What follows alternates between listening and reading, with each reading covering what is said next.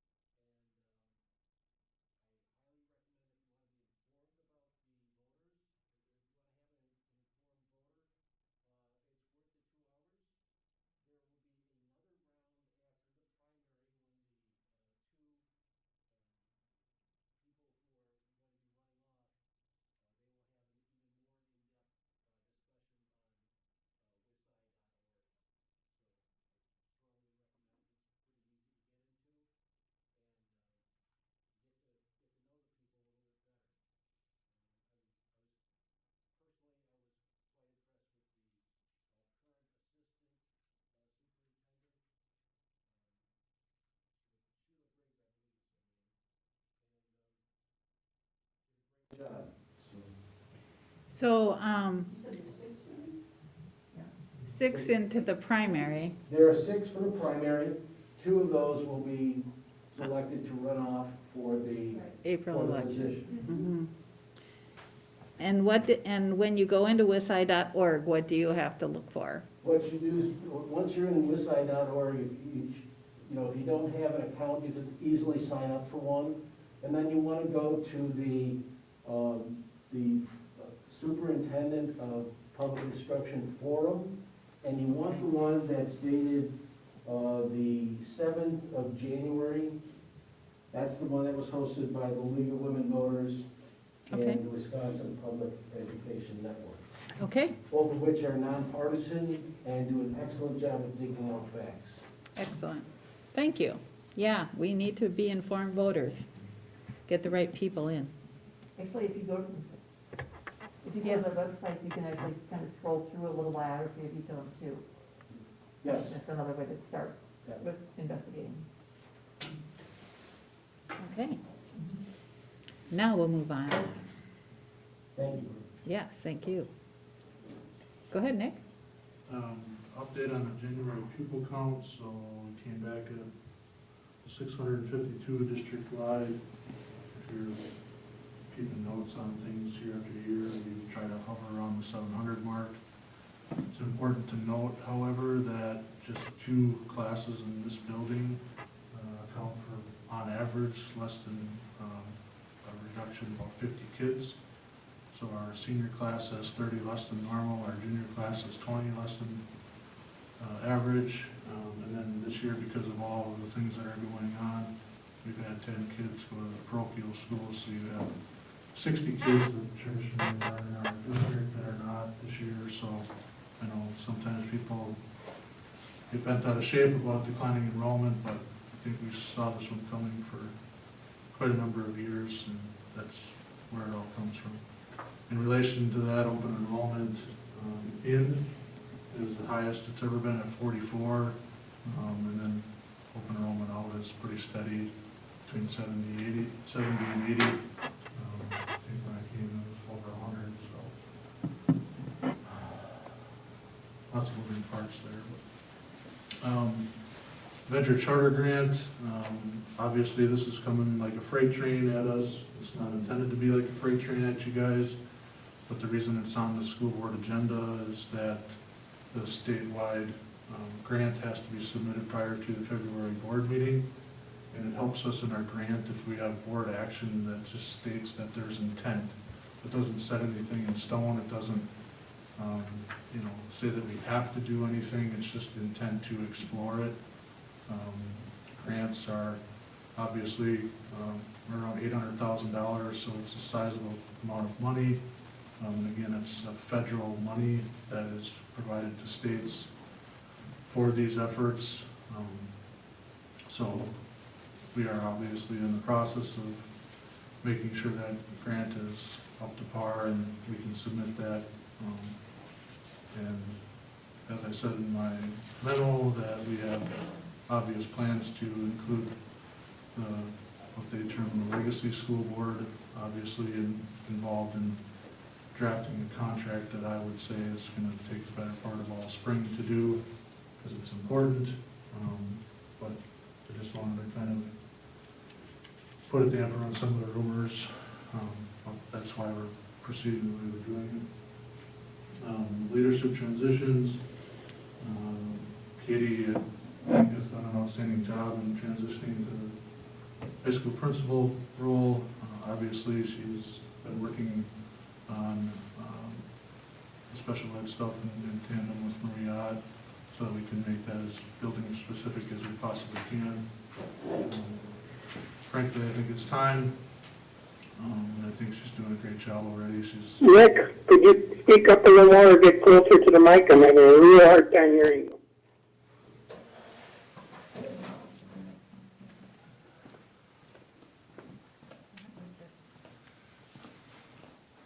So I was talking about Katie taking over as the high school principal. Can you hear me now? That's better. Yeah, that's a lot better.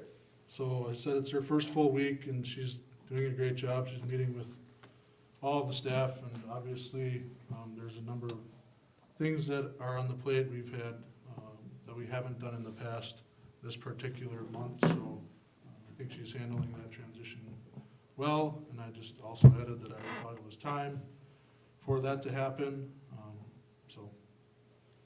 The DPI flexibility virtual instruction, I believe that all of you should have a copy of that. If you don't, I can run and grab it. I asked Amy to put it in the packet, but I see people not having it. I don't remember seeing that. So,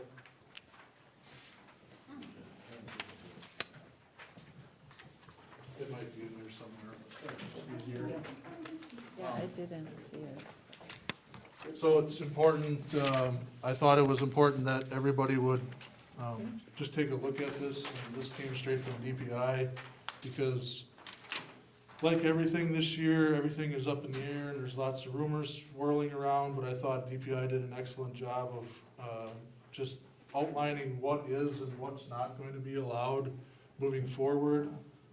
So one of the pieces that I found particularly interesting is if you go down to fully virtual option, that the state is not going to penalize us if kids want to stay virtual. That is obviously something in the past that would have been a very difficult thing to do, but they're obviously aware of the fact that many of our kids will probably choose that in the future. We have some pretty alarming statistics that are happening at this building.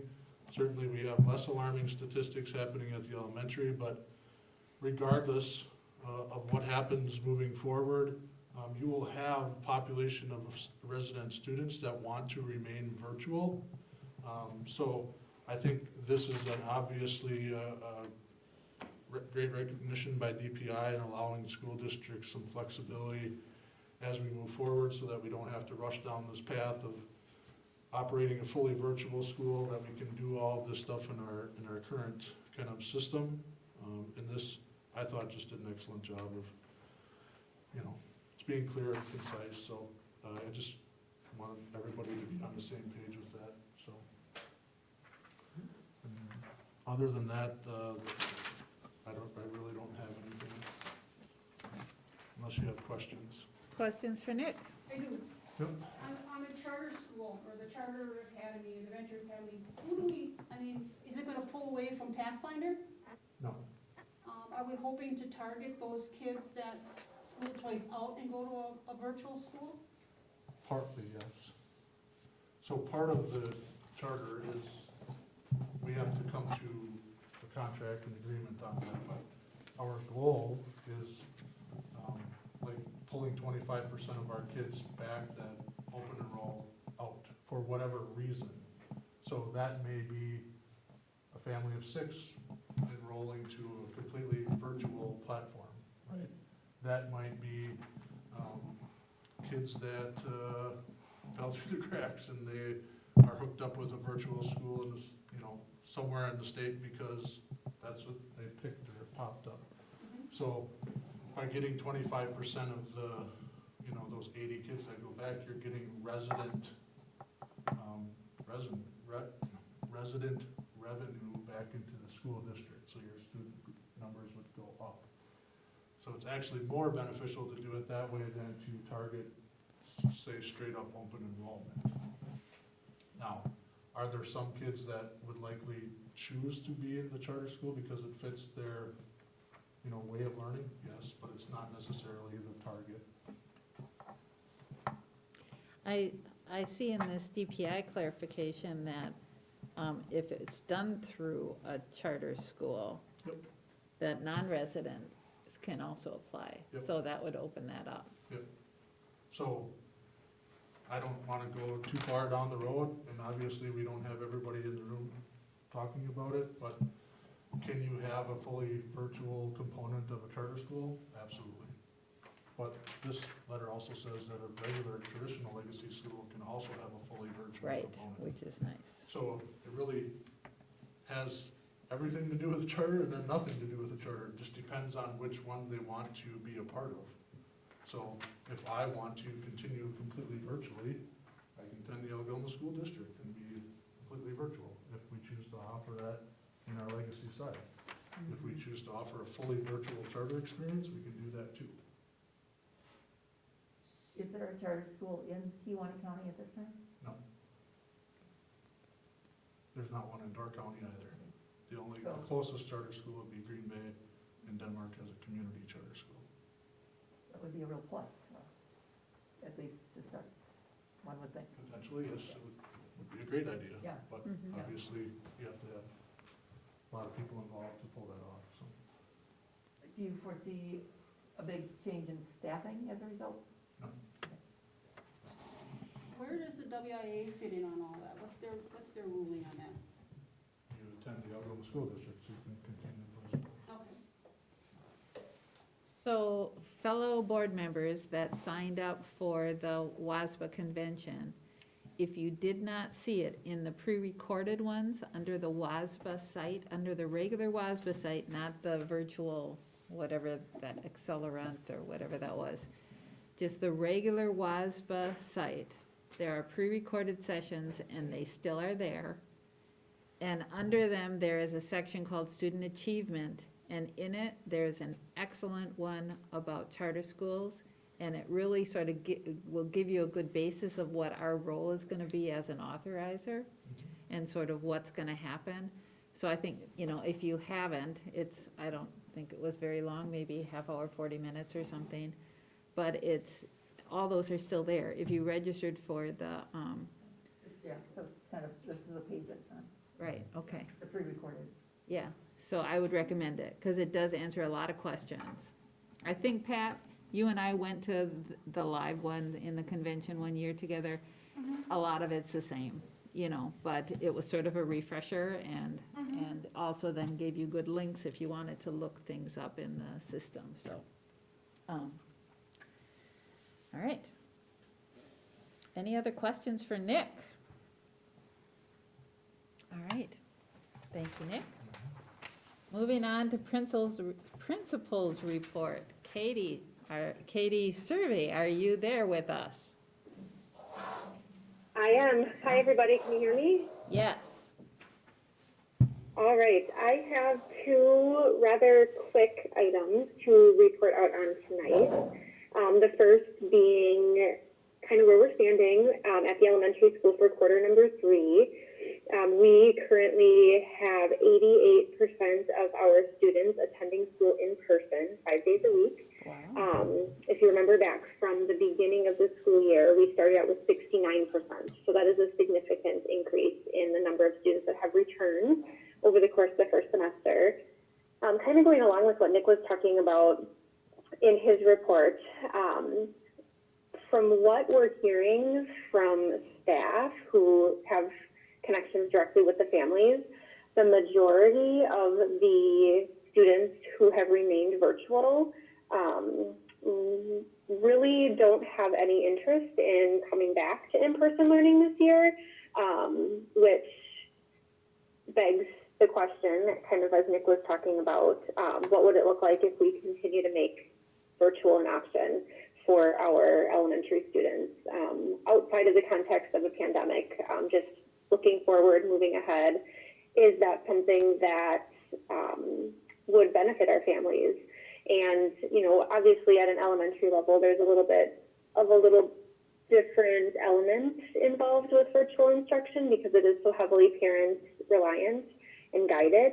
But it's just interesting to see how the data is showing that, there still is a packet of students that definitely may have some interest there. So that is something that we're going to continue to explore, like I said, outside of the pandemic context, just in a regular school year.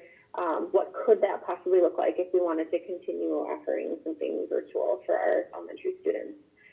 But I provided all of the numbers so you can see the breakdown for each grade level. We have some grade levels that have the majority of their students back in person, and we have some grade levels that still have a really good mix of hybrid and virtual students as well. So that is where we stand now, and we will see if that changes at all as we continue on. The last thing that I just wanted to report out on was the Achievement Gap Reduction Program, which we also refer to as AGR. Each semester, I just give a brief synopsis of where we're at towards reaching our goals. If you remember, at the end of last year, we did renew our AGR contract, so we set up some new goals, and surprising but not surprising, we've had to make a lot of adjustments along the way this year. There's been a lot of factors that we've had to really balance in terms of learning format. You know, we've had students in person, virtual, hybrid. We've had some that have transitioned between all three modes already this year. We've had to manage students that are quarantining, classrooms that go virtual temporarily. So we've just had a lot of factors up in the air, which have really required us to pare down and really focus in on what it is that's most important and that will help our students the most.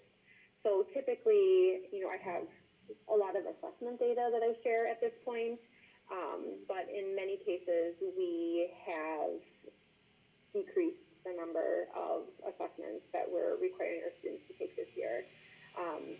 So I just highlighted a couple of bullet points that I thought were noteworthy in terms of progress, and we'll continue to track that throughout the year. So bullet point number 1, I had mentioned we've reduced the number of assessments that we're requiring our students to take in the primary grade levels.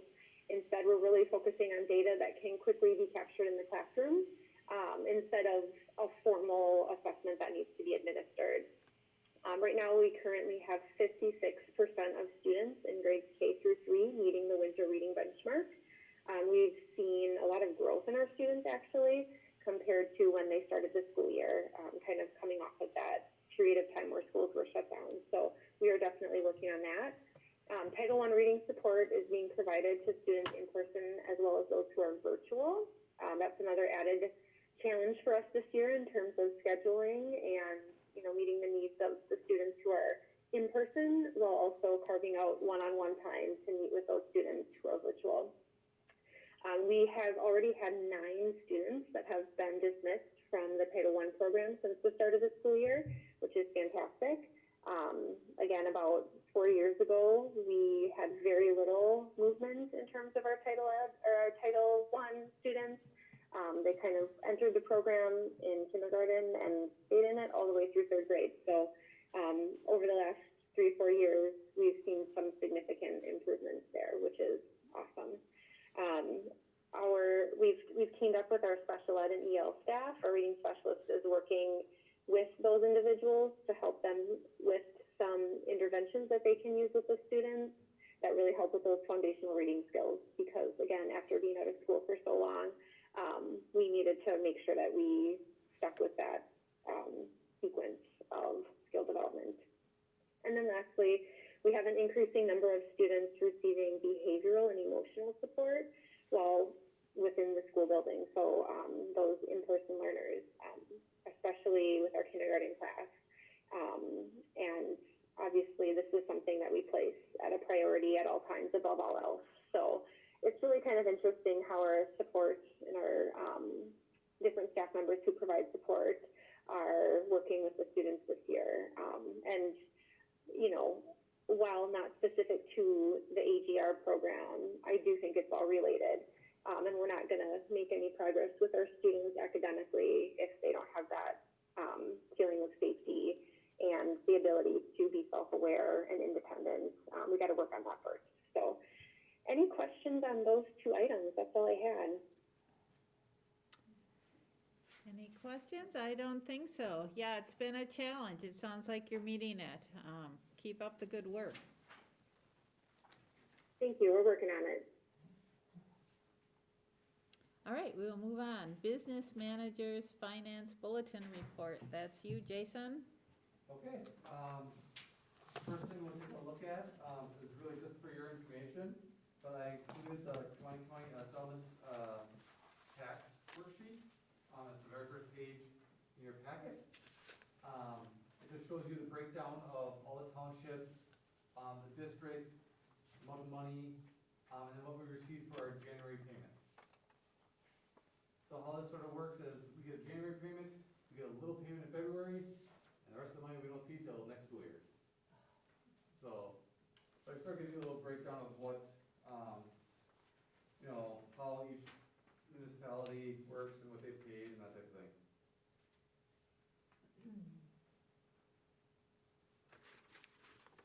Okay, next thing. So, every year, well, last couple of years, but last year and this year in particular, we defeased, which means we paid back or worked to pay back debt faster than what was required of us. So last year we defeased, however, last year we did not send the money to the bond company in order to pay debt, because it's extremely expensive to do that. So we combined it with this year. So we are in the process of going through this defeasance. So how this defeasance works is we will take the money that was taxed, both last year and this year, go through the bond hearing, tax settlements, all that kind of stuff. It involves, I don't know, 40 hours worth of work, some lawyers, and basically we will knock off a couple of years of principal and save approximately $115,100 in interest by working to pay off our debt early. So this sort of gives you a breakdown. The very front sheet is basically a summary of how everything works. So next month, from the bond council, I will have a resolution for you guys to go ahead and allow me to do this. And then basically, we pick dates down the road to wire the money. And with Baird's help, we go through it. If you look on the sheet that says illustration of hypothetical, it's this sheet right here. Basically, the one that's really important is the sort of the middle box. As you can see, we will basically knock off 2 full years and also reduce a 3rd year of payments by defeasing. So that sort of shows you that both interest and principal will save.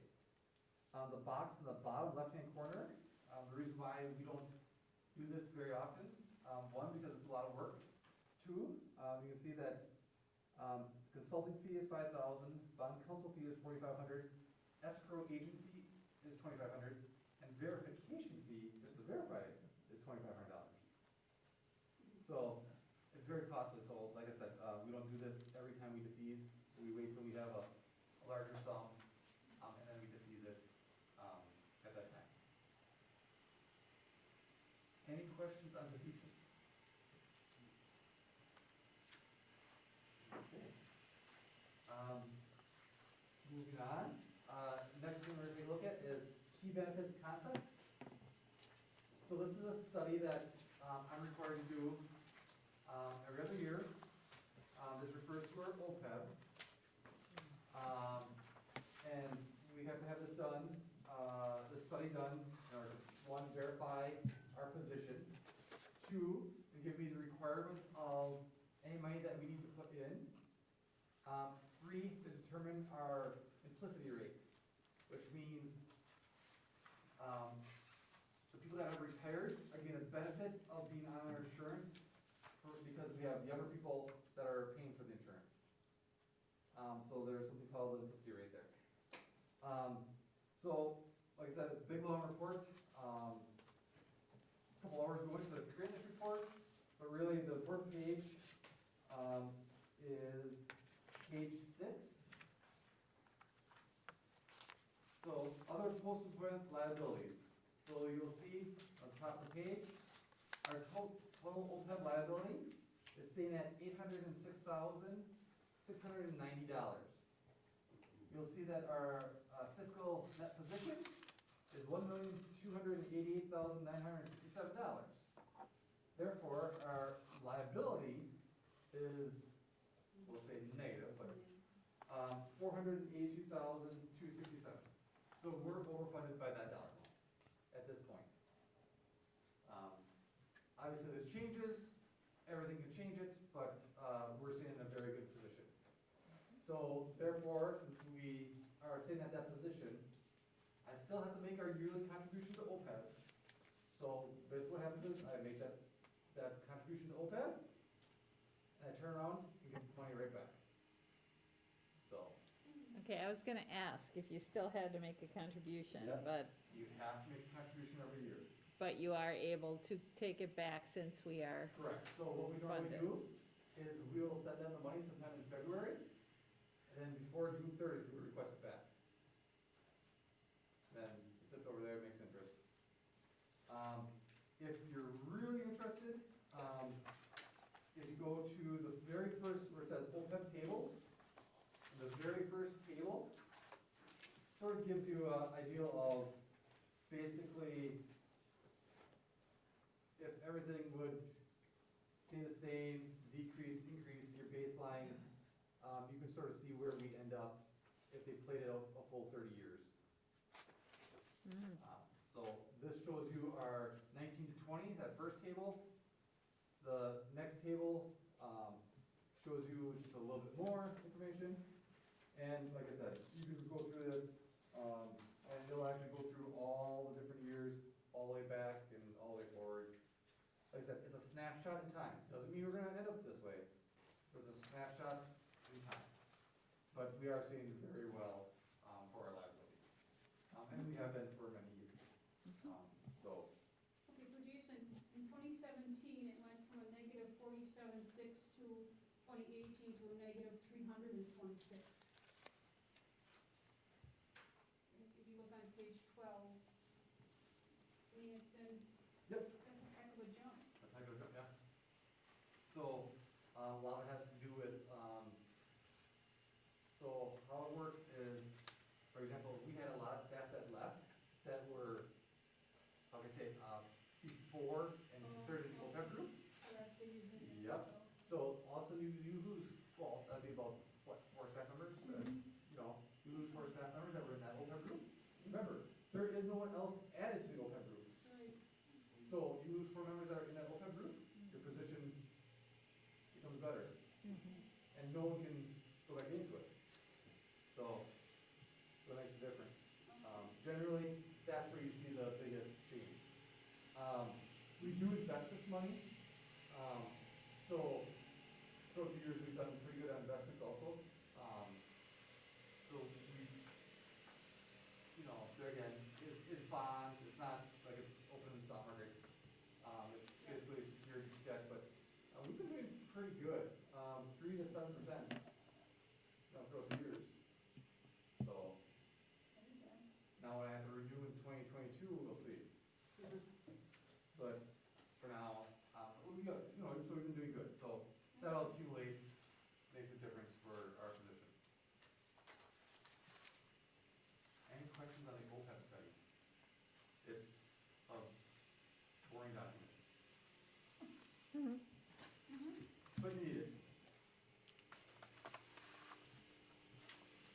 And then the last thing I have in my packet is just the regular budget stance that I include every month for the meeting.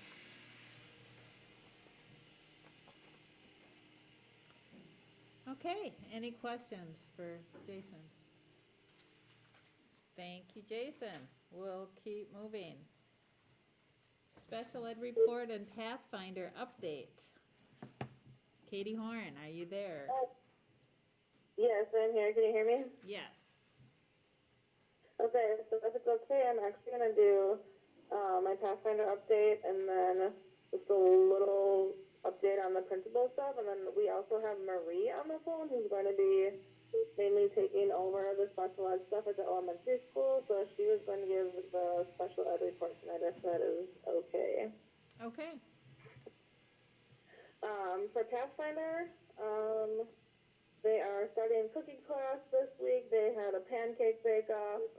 The kids are really excited about that. And then we have a couple kids doing virtual at Pathfinder, and they are trying to be creative in earning their science credits. So we got emailed our first science video today, and it was really cool. It was a kid, one of our kids trying to be Bill Nye, and he was making rock salt crystals, and showing different ways he put like sugar in some, salt in some, different amounts of water, different amounts of sugar. So he spent 6 hours editing the video, and it turned out really, really cool. So we're really excited about that, and getting excited to get the rest of the science videos in. And then for just a short little principal report, since it's only been a week, like Nick said, I did get to meet with all of the staff individually and just kind of find out where they were at with things, what they thought was going well, what they would like to improve upon, what their dream job in the district would look like. So it's been really interesting meeting with everyone and just kind of seeing where their passions lie and, you know, how to incorporate that more into their day. And then if we look at quarter 3 with, I'm going to kind of piggyback off of Katie with the percentages of how kids are learning. At the high school, we only have 54% of the kids that are fully in person. We have 15% that are fully virtual and 31% that are hybrid. So it's a stark difference from the elementary school, and actually our entire senior class is fully hybrid this semester. So I think we really have to take that into account as we look at scheduling this week and figuring out what classes to offer. It's very obvious that kids are enjoying the hybrid model, and some of them are getting very used to only being in school for, you know, maybe half the day or a couple of classes. So I just think it's going to be very important to take that into account in figuring out which classes to offer, which classes to maybe offer online. And so, yeah, we were meeting tomorrow in our PLC to discuss that further. And that is all that I have. All right. Then Marie. Hi, can you hear me okay? Yeah, I heard a dog first, but. Sorry, my dog's in the background. I apologize. Like Katie Horn said, first of all, I want to start with a thank you for the opportunity to serve as a new leader in the area of special education for our district. I am incredibly grateful, excited, and optimistic.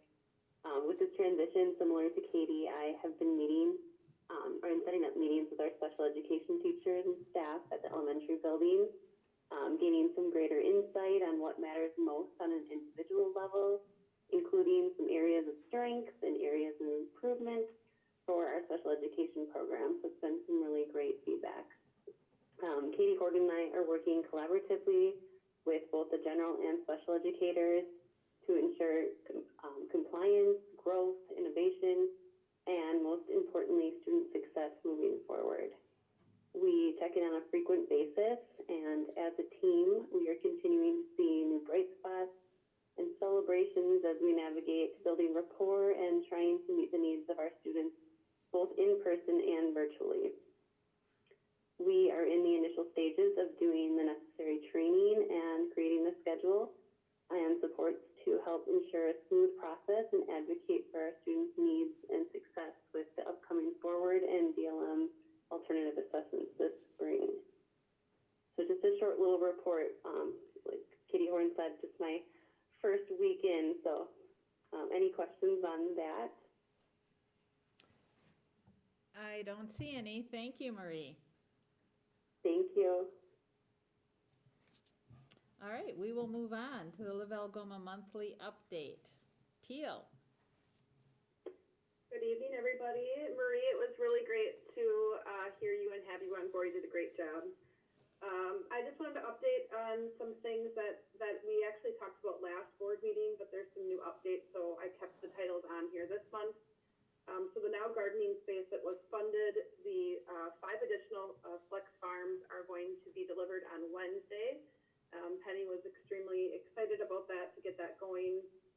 She is currently in the works, working on developing a network with about 7 other entities along the lakeshore, who are also receiving these Flex Farms, and producing their own foods.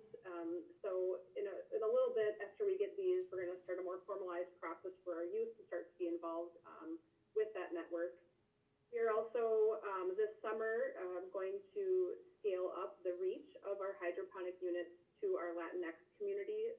So this spring, Penny will be meeting with some of our Latinx families just to learn more about foods that would be culture responsive to them, and that we can start including some of those foods in our hydroponic units, as well as re-engaging our clients from East Shore. So we're hopeful that this vaccine can, you know, keep spreading and people taking it so that we can start to see each other a little bit more in person. These 5 additional hydroponic units will also, they're not just going to produce the lettuce, but they're also will have the avenue of other greens like herbs. And so I think Penny is just really excited about the different options this is going to bring, and I'm excited to see that come. Our community youth advocate position, we have selected our final presentation date, and that would be set in July. So again, that will be a state presentation on our model, the community youth advocate model, which will include the goals that we set out for our youth that work with Amanda in terms of vital conditions. It will showcase our connect the dot measurements that they want to scale up in the state. And then it will also showcase our student profile examples that really merge data and a shared vision for each of our students across different systems in our community and county. That's been something that the state has been following since we started this role. I think Nick had talked about this last time, but the Mobile Resource Center is underway. Again, kudos to our community partners, Olson Fab and CTI, for working with us on that.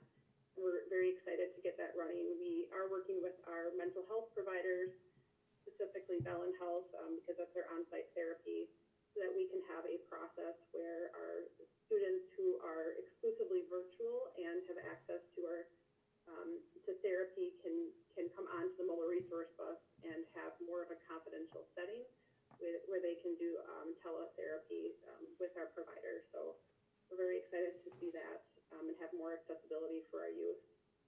The Latinx project with UW-Madison, all of the interviews have been completed with our Latinx students, and the parents in our Latinx community are now being interviewed, depending on if they want English or Spanish for their conversations in their interview. We have some faculty from UW-Madison who are helping us with the Spanish interviews, and I think that's going along very well. In my link, I have just some sample questions I thought you might like to see. Most of them are measuring their sense of belonging in our community and our schools, but then we also ask questions about classroom-specific science, like how are they feeling part of the science curriculum, and there are some specific questions about language barriers. And so I think all of that will definitely help us to improve what we need to for our Latinx families. Project Evident is a new partnership that we have specifically in the scope of Live Algoma through some regional spread in other communities across the region and the country, asking, oh, how are you guys doing this, and what is the success of the Live Algoma programs? We've been working with Project Evident, funded fully by the Robert Wood Johnson Foundation, just because we are a culture of health prize community. So they are helping us develop outcome theory of change, and I'm really looking forward to it. I was showing Nick a little sample of that, and I will definitely share it with the board when we get that. I think it will be a really great piece to showcase to our broader community that, you know, what all this work is doing and what it's helping us to achieve. So excited about that. And last, I always kind of hyperlink our bright spots. We didn't have as many this time just because of our winter break. And I did want the board to know that I had been nominated to serve as a board associate for the National Academies of Science, Engineering, and Medicine, representing the education sector. It will be a one-year placement, but I think it will really be good for us, as it will be an opportunity for me to advocate necessary changes that need to be made in order to advance the work here in Algoma. And so I'm just very fortunate to again connect our work and what we're doing here to a national footprint. And congratulations for that, Teal. What's that? Congratulations for that appointment.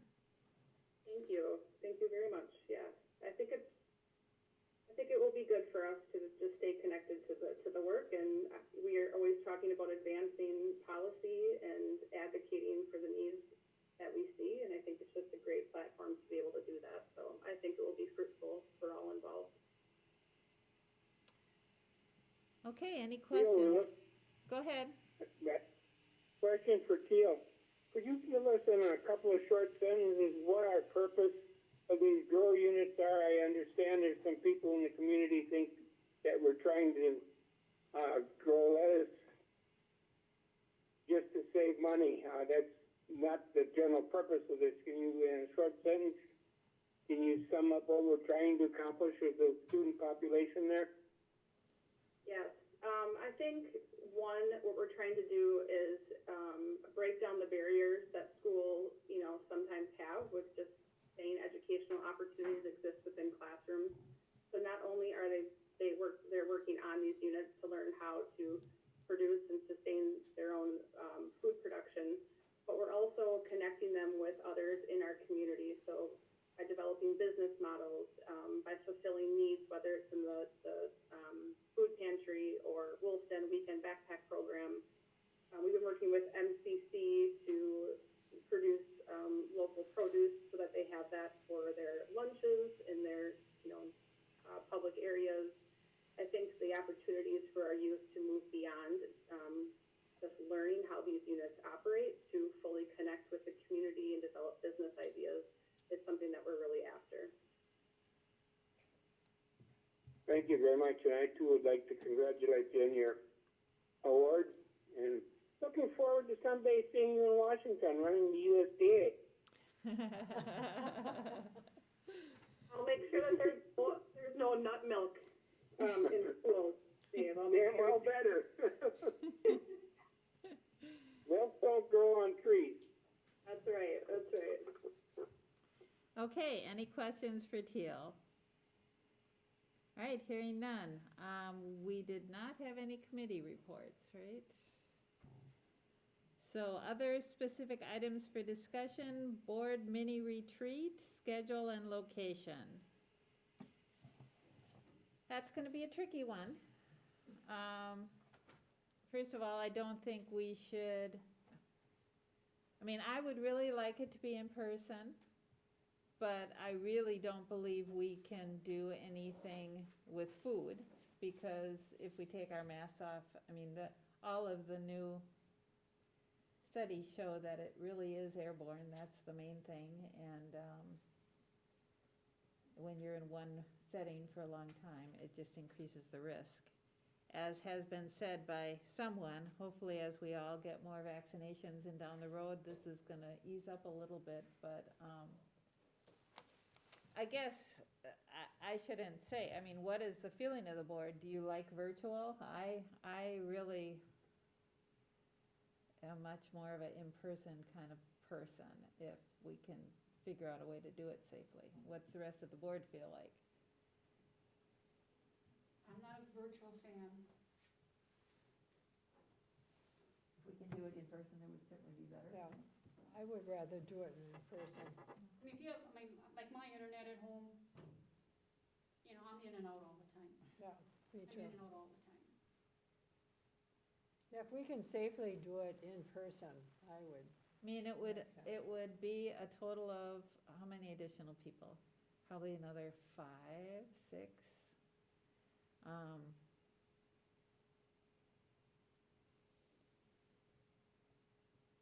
Is it possible to schedule them coming in? What do you mean? Everybody's here. That they all wouldn't be here at one time? No, I think the idea of the retreat is that we all have the I opportunity know to bounce that, things yeah, off each other. I know that, but is there a way of, Could we do it in a little theater? Whatever you want. I'm sort of thinking in terms of our board mini retreat, a good part of the discussion is going to be the thoughts on the charter school. I don't know what you were thinking. As well as planning and alternative kinds of things. I always have a million things after convention that I think sound wonderful that, but did you have any agenda that, from an administrative standpoint? I mean, this whole pandemic, I think, has caused sort of a disconnect. And so I would like the ability to, have that connection in person. Don't know what kinds of issues have been boiling up that administration would sort of like to see covered in that.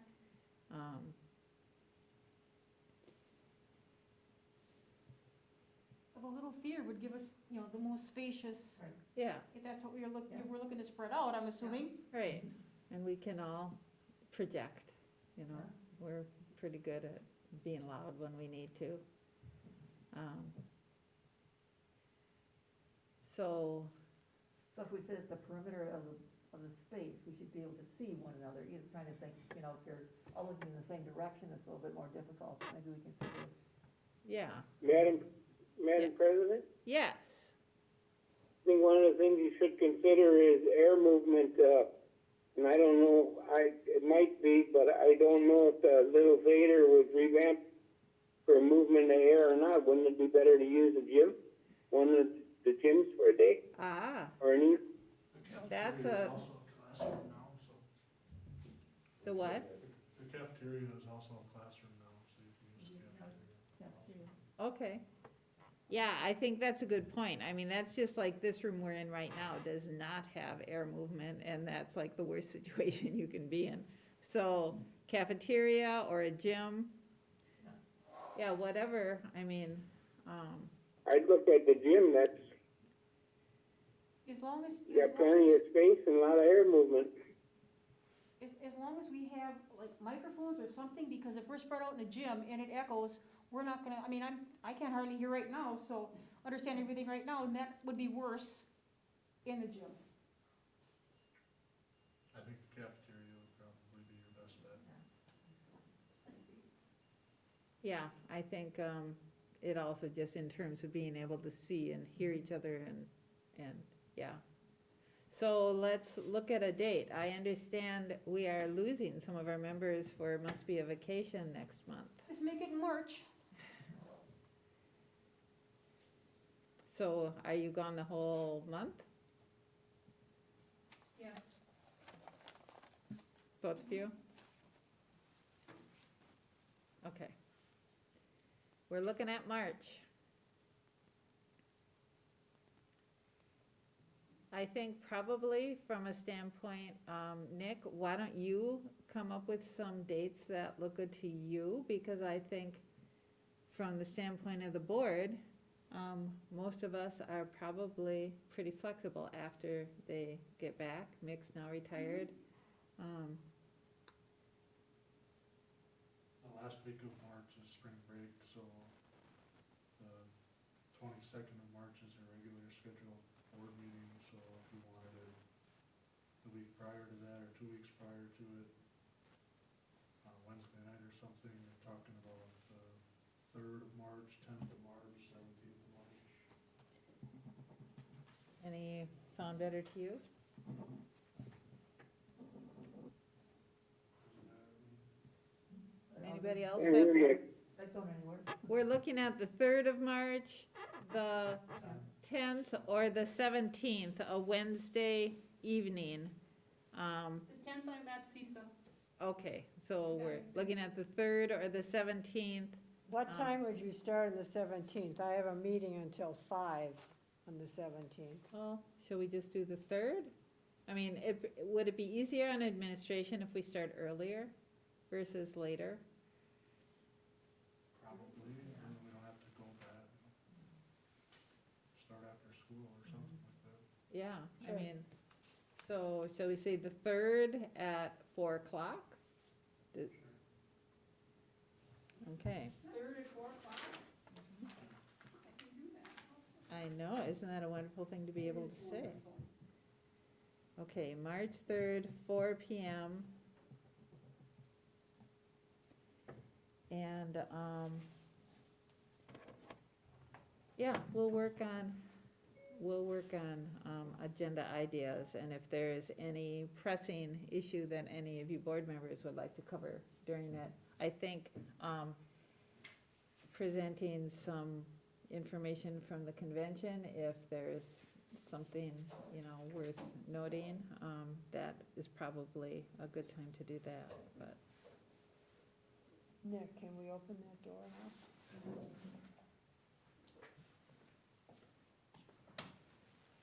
All right, convention update. Again, I don't want to make this meeting terribly long. I think I would say I really realize that I am not a virtual learner. I can, you know, the people that have the opportunity to, you know, or don't have the opportunity to do other things, for a whole day, I would have trouble as a child sitting in front of a screen. It was hard enough as an adult. You like it or you didn't like it? I did not. Me either. I did not like it either. I get It's hard to antsy. kind of pay attention, because I kind of would find things to do. Yeah, it's, but again, it's not, I mean, we're of a different generation, Right. and so that's, that's a whole different thing. But there was some, aside from that, I will just start if anybody else wants to do a couple little things. I thought Donald Driver was great. He was very inspirational, and I have a couple of quotes. I mean, he had a million quotable quotes, but you haven't failed until you give up. We stare so hard at the door closing that we miss the door opening. Every moment is an opportunity. If we choose to do nothing, that moment is gone. I liked all those. Yeah, he was very inspirational. And once I figured out the technology, I think I got to more sessions than I normally would have because of all the pre-recorded ones. And there were some very, very good ones. Then that's a good point. Yes, that was a good point. And you could, if you wanted to start one, and you could go to a different one if it was not working out. I mean, it was pretty easy to go back and forth. Right, versus having to get up and walk Right. out and, Yeah. and try and find another Or session. some didn't quite start on time, and then it was like, well, I'm gonna go somewhere else, because I'm gonna get going on it, so. You could tell, though, that the age group of board members is older, because there were a lot of people in a lot of sessions that were having issues with the technology.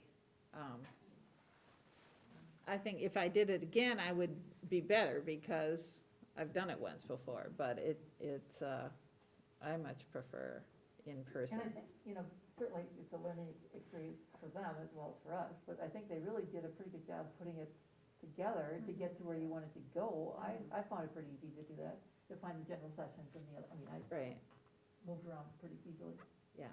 yeah, and a lot of good content, a lot of really good content.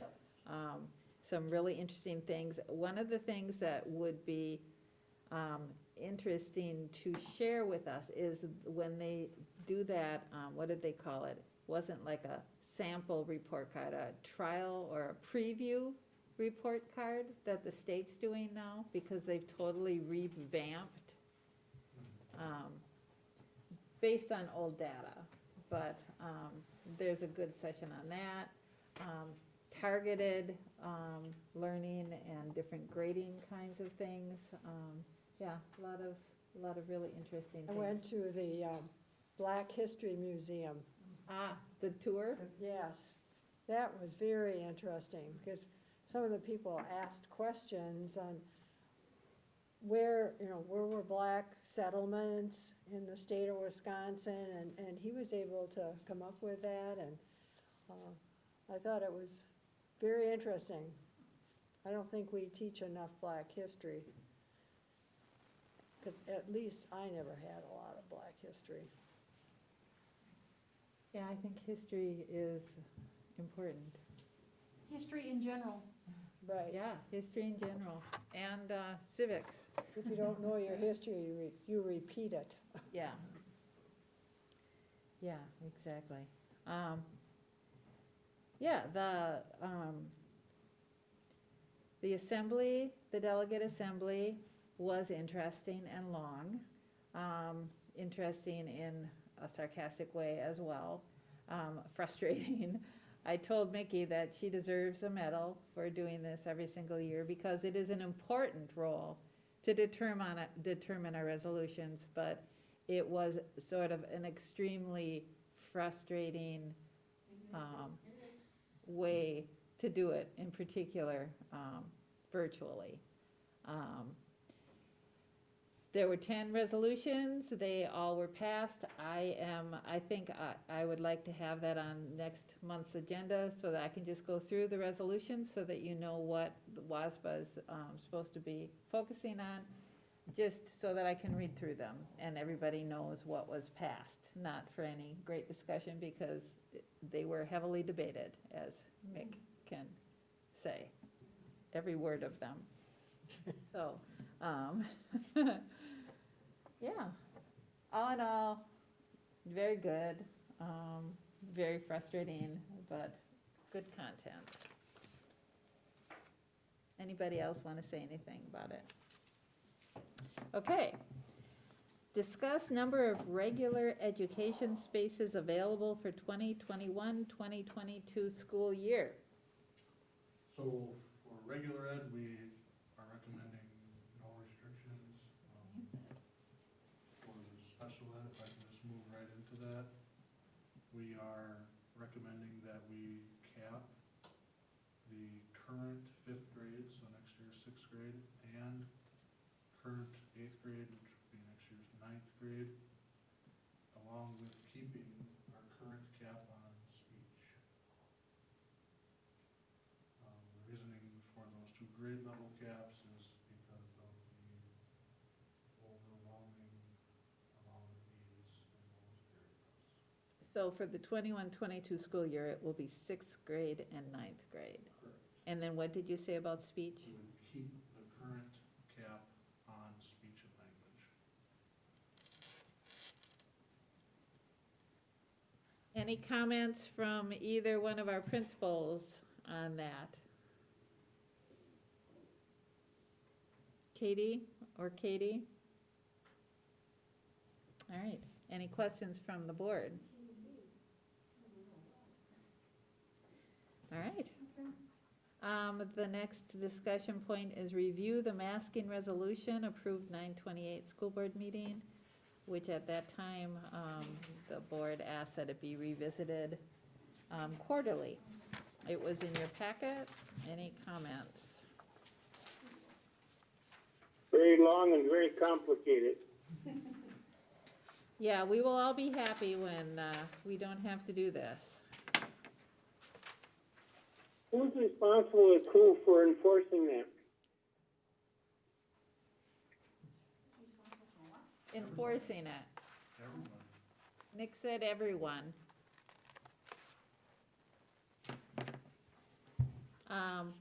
Well, I certainly think that we have to keep the masks on. I mean, that should not change.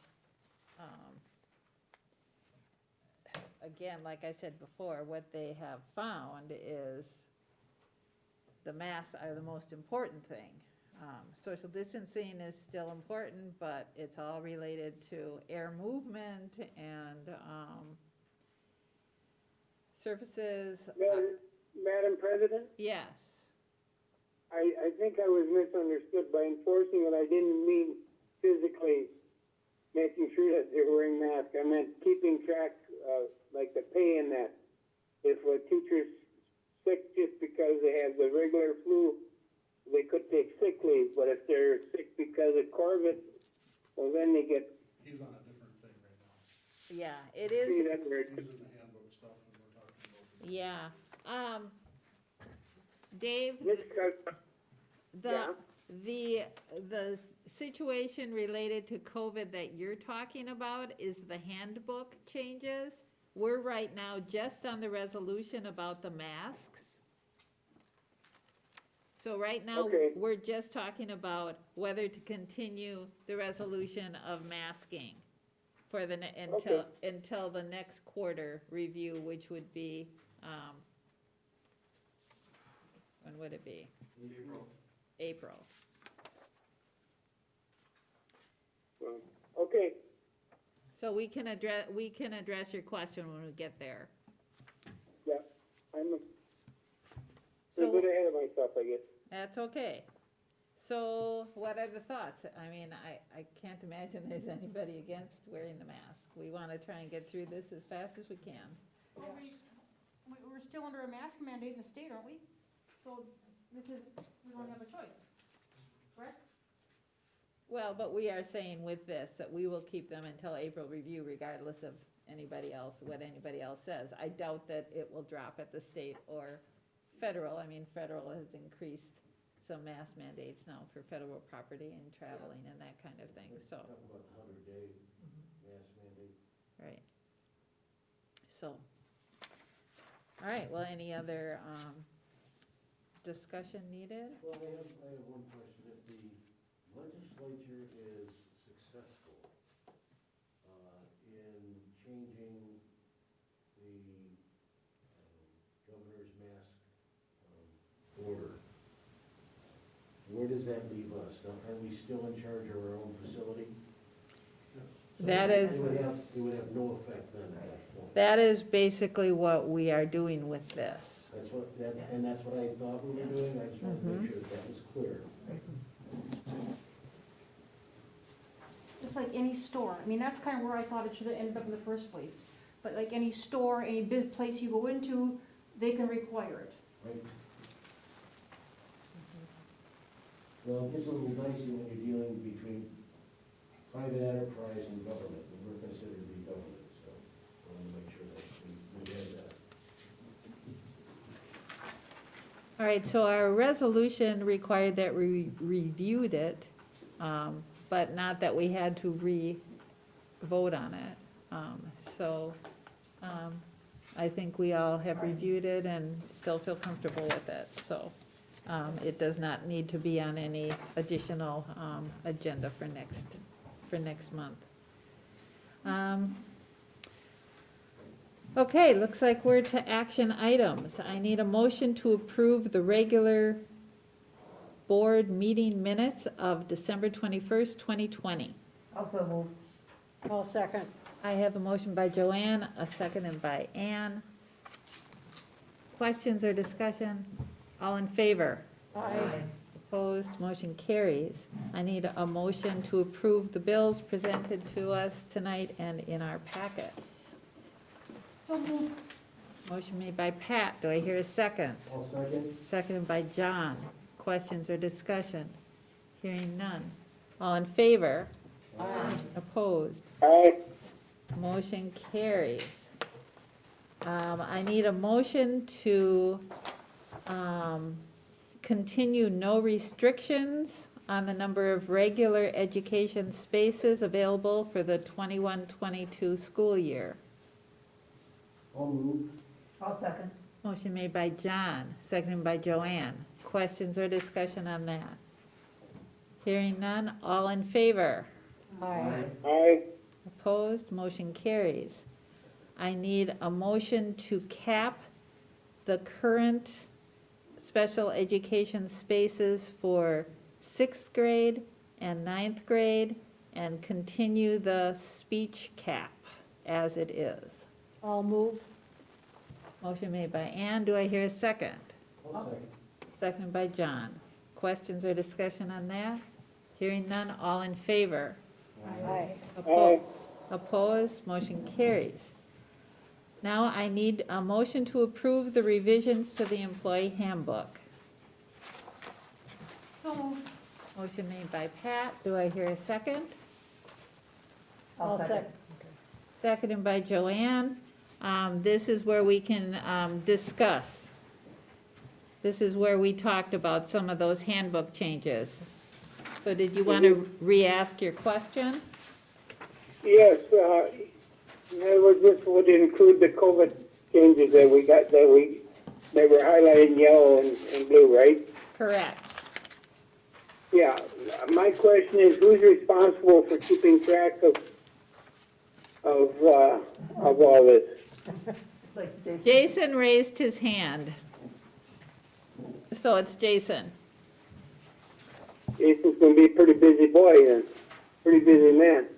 Yes, he is nodding his head. Yes. Jason, this COVID sick pay, is that accumulated monthly, or is that just something, you just gave this many hours at the beginning of this year, or how did that work? How this came about is they had the Emergency FMLA Act for COVID, Right? which right. expired December 31st. Mhm. So how that worked was, there was basically, give you X amount of days, depending on whether it was childcare, whether it was you, whether it was quarantine, whether you were positive, all that type of stuff. That has expired now. So how this reads, is if you used your COVID, I'll say COVID relief, prior to December 31st, you're out. If you haven't used your COVID relief yet, we are sort of continuing the highlights of that policy for the staff that haven't used it yet. Basically, what this is trying to do is trying to get a handle on people taking off. It limits it, is what it really is. I mean, it just Right. puts a limit on it so that it's more easily defined. I mean, that's basically what it does. Prior to this, if you read the green line above it, basically was, if you had COVID, you were off, if you were quarantined, you were off, and Mhm. didn't come against your sick time, you were just off. Mhm. We are now starting to limit that a little bit. And this is to start to curtail that whole being just off, if that makes sense. Yeah. It puts limits on, it basically puts limits on everything. Right, What it does. right. Instead of just being, you know, when this first came out and you had the act and that kind of stuff, there was no limits. It was just, you were off. And basically, you didn't have to use sick time, you were just off. Now, as I think more districts, and by no means am I taking credit for this, Nick gave it to me, I believe it came from Denver. So all school districts and our business managers meeting, that's all we talk about is how it went from a good thing to maybe not such a good thing, that act. And granted, it ended now. So we're sort of coming up with a uniform policy to handle situations where you don't want to penalize people, but you also don't, people have to realize that there has to be some limitations. Right. So that's where this comes about. It always helps to have guidelines that you can refer to, Yeah. so then everybody can be treated alike and be consistent and that kind of thing, so. All right, any other questions? We have a motion and a second. Any other questions about the revisions to the employee handbook? Hearing none? All in favor? I, Opposed? Motion carries. I need a motion to approve the $1,000 donation from Seth Robertson for the tennis court light sponsorship. So moved. Motion made by Pat. Do I hear a second? I'll second. Second by Joanne. I will comment that that is a very nice donation. What do we expect that to cost in total? Question, Yes, Dave? when have we discussed putting lights on the tennis court? We haven't. We haven't. I think it sounds like Seth Robinson would like some. Well, So, that's fine, but we haven't even, talked about it so far. right, I believe that is correct. That would be something the Building and Grounds would need to talk about at some point. I guess they can shine on the pickleball court too, right?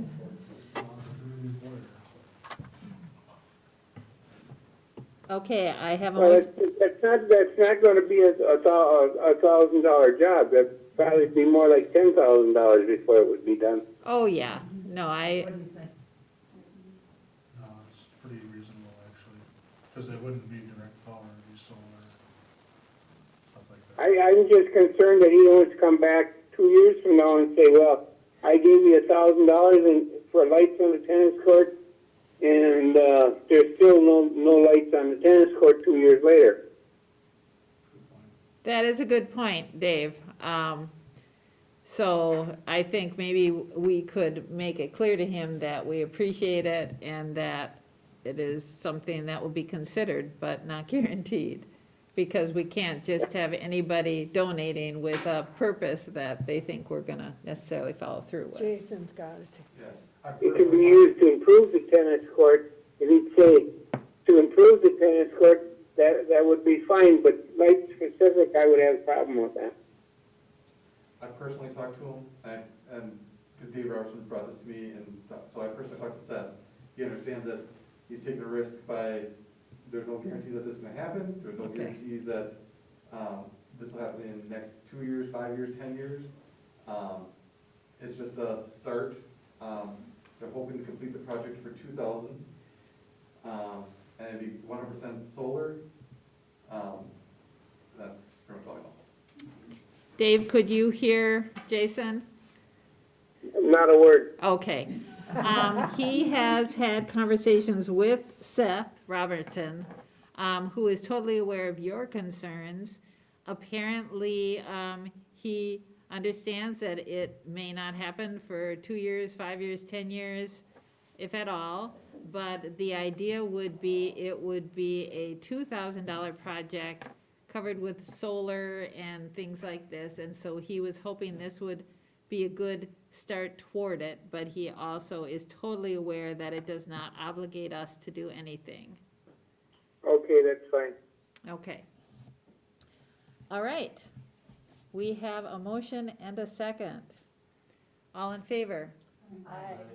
Opposed? Motion carries.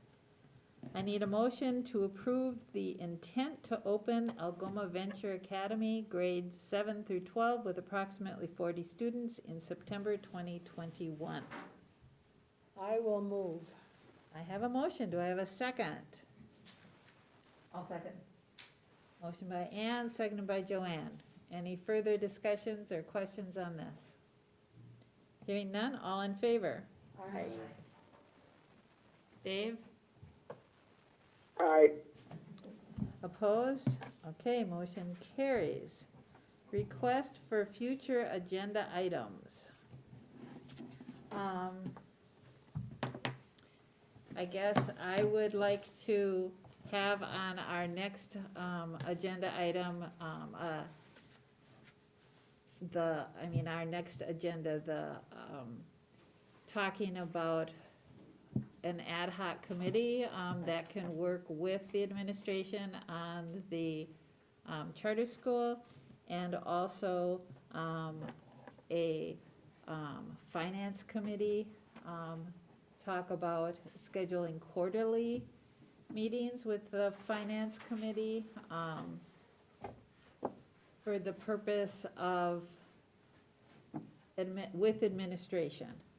Finance, administration, combined meetings on a quarterly basis to review if in terms of meeting our needs financially for our goals, and if any kind of reallocation of funds needs to happen at that time. One of the things at the convention, that in one of the classes that I was at or watching, they talked about it, budgets need to be dynamic. They need to be, if we truly are trying to meet goals, we have to be looking at where are the deficiencies, where are the problems, where are the areas where we're not getting the successes that we want, and do we need to reallocate resources and not wait till the end of the year to figure that out. So I think, so on the agenda have meetings, obviously, chair, it's gonna have to be March, but we'll figure out something. Okay. So those two things. Any other agenda items? All right, I need a motion to go into executive session under Wisconsin statute 19.85 subsections 1 C, E, F, and I for the purpose of personnel matters, hires, staffing, resignations, administrator evaluation, and board self-evaluation. I so move. I have a motion. Do I have a second? I'll second. And I have a second. Motion made by Joanne, seconded by John. Roll call vote. Joanne? Yes. John? Yes. Mick? Pat? Yes. Ann? Yes. Dave? Yes. And I also say yes. And we are going into executive